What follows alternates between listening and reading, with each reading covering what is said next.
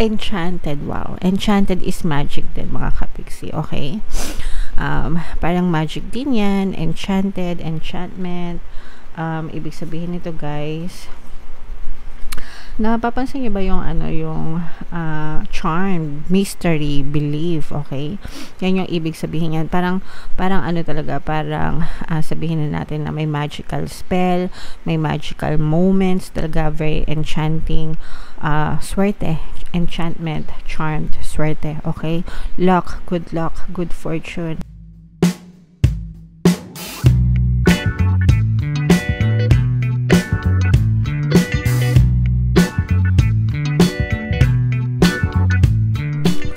Hello guys, hello Virgo, welcome back to Pinoy Pixie Tarot. Ang pamagat ng episode natin for tonight is messages from the universe para ngayong July to August para sa Virgo, Sun, Moon, Rising, Sign, and Venus. General reading lang guys, pwede mag-resonate, pwedeng hindi, pwedeng positive, pwedeng negative. Kung ano na lang yung message na makaresonate sa inyo guys, take that message.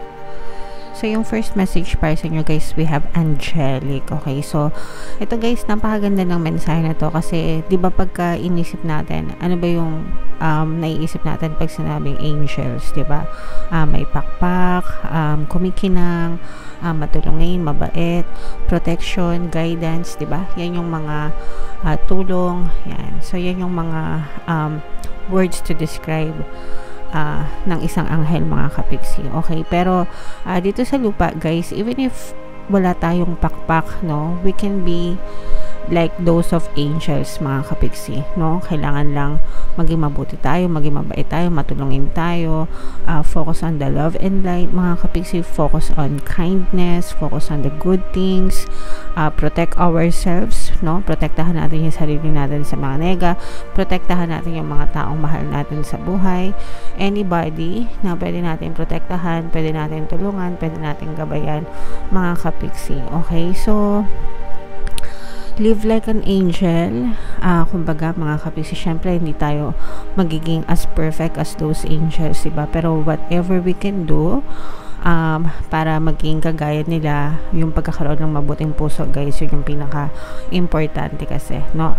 Acts of kindness, acts of generosity, sincerity, ganyan, acts of love, diba? So, ganun.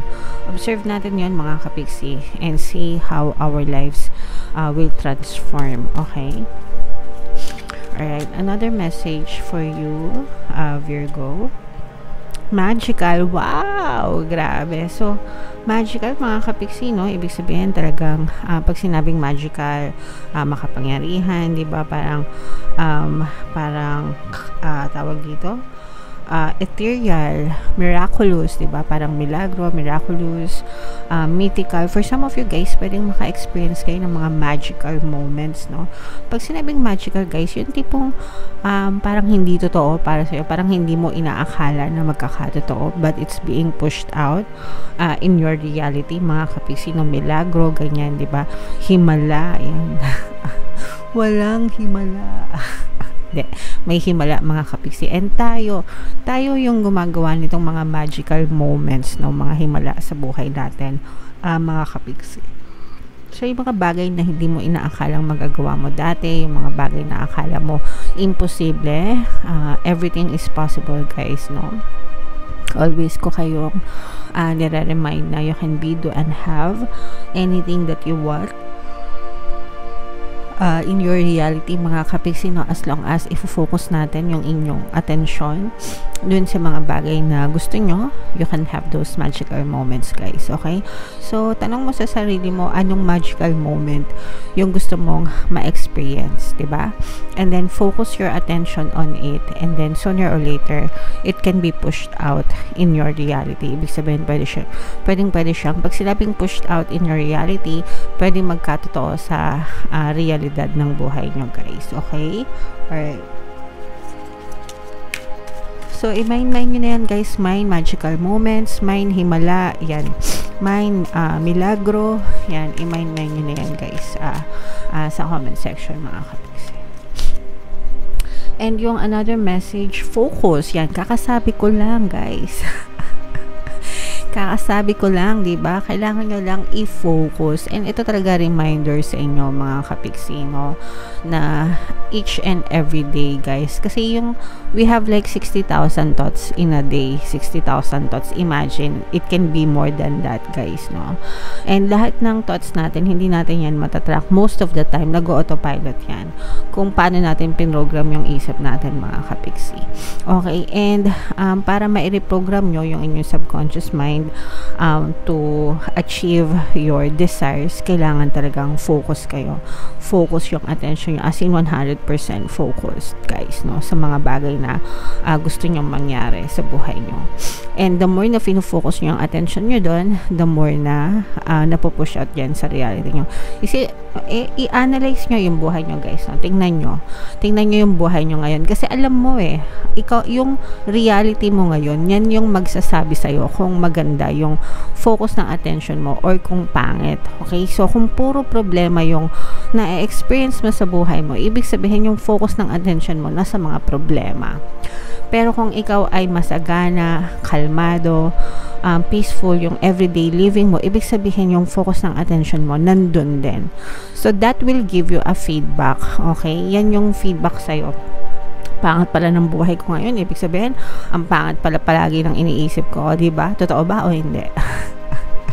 Ikaw magsasabi niyan, di ba? Ikaw makakasagot niyan kasi buhay mo yan So, make sure, guys, na i-focus mo yung attention mo dun sa mga bagay na gusto mo kaysa dun sa mga bagay na nirereklamo mo, okay? And the more, again, guys, the more na fino-focus nyo yung attention nyo dun sa mga bagay na gusto nyo, the more na napupush out siya sa inyong physical reality. Kailangan nyo lang magkaroon ng disiplina, guys, no? Discipline. Walang ibang makakatulong sa inyo kundi kayo, guys. Okay? Right. And another message for you, Virgo, beautiful. Wow! Grabe. Talaga super kagandahan, guys, no? You have like angelic na pamumuhay, magical moments, beautiful life, no? Magical na, beautiful pa, mga kapiksi. And talaga namang pwedeng nyo, guys, na ma-experience itong mga magical moments and magagandang pangyayari sa buhay nyo. Basta i-focus nyo yung attention nyo dito, guys. Okay? Iwasan nyo na magreklamo, iwasan nyo na ma-stress, iwasan nyo na magnega, iwasan nyo na mag-overthinking, guys. Paulit-ulit ako dyan kasi yan yung sumasabotahe sa buhay nyo, okay?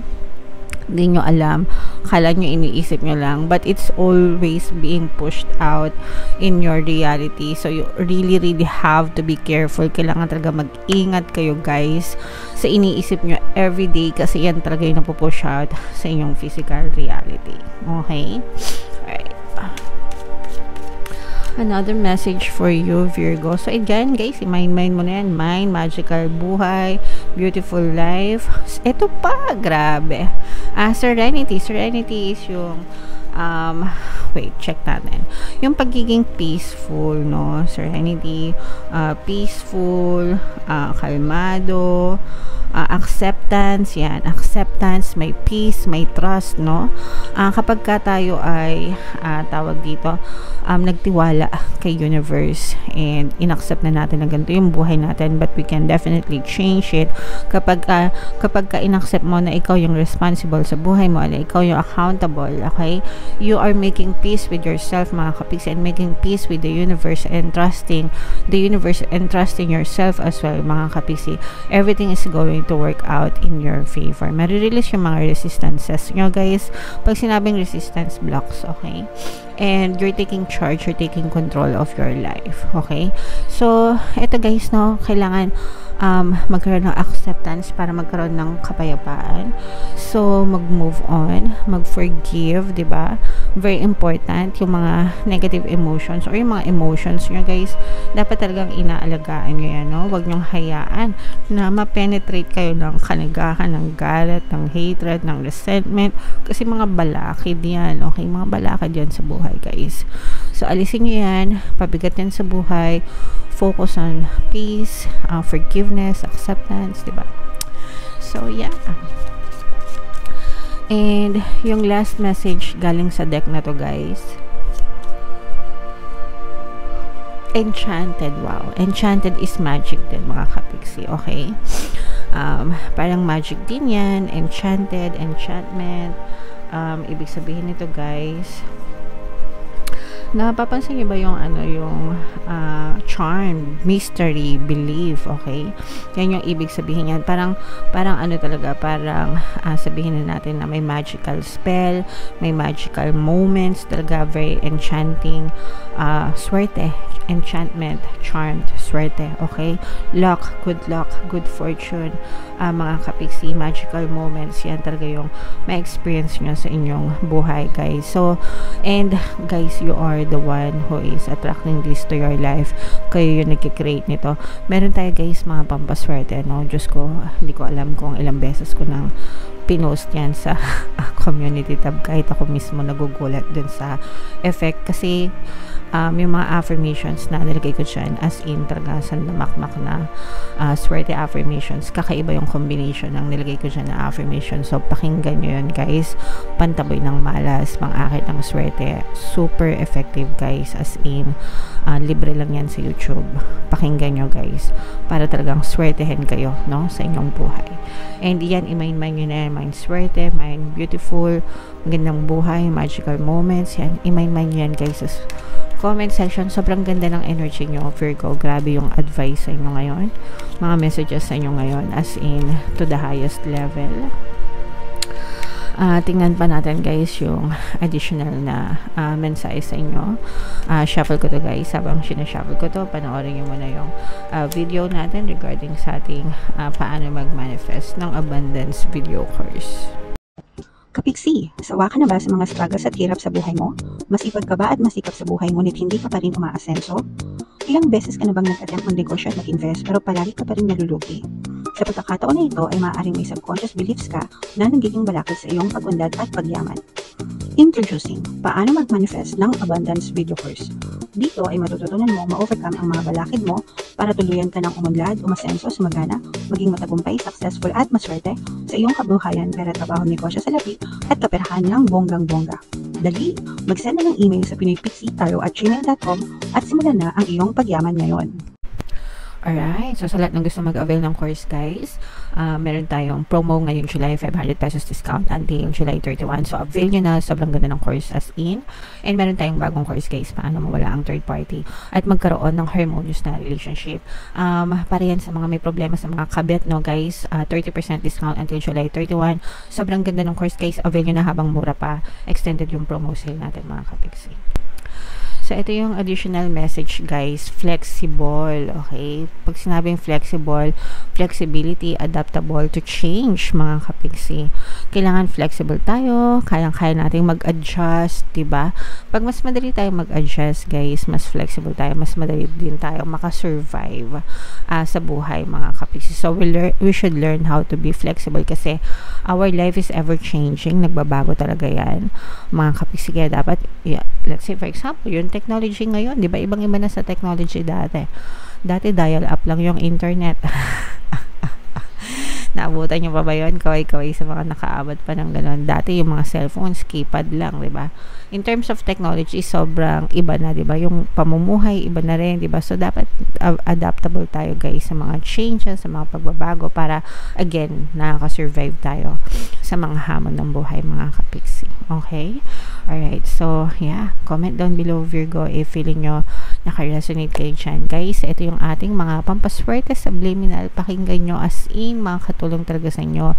And ito naman yung ating success stories ng paano mag-manifest ng abundance video course. Click here to subscribe, guys, and click here to join our membership program. Thank you for liking, sharing, and subscribing, and see you again next time. I love you all, guys. Have a nice day. Bye-bye.